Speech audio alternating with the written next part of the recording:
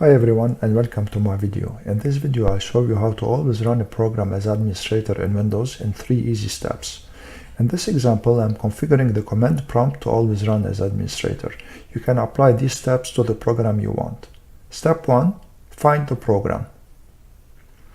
Click the search bar and type the program name.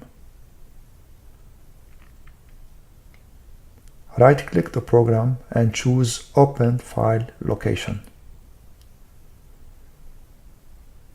Step 2. Create a shortcut of the program on the desktop.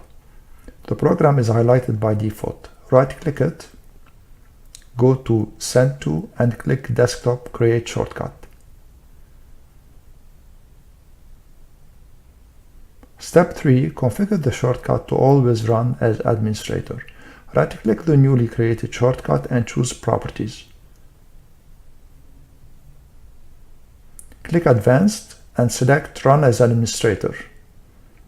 Click OK twice. Now it's better to rename the shortcut to identify it at a glance. I'm simply adding admin to the name here. Notice when you run the shortcut, it shows administrator in its title. Whereas if you run the original shortcut, it doesn't show administrator in its title.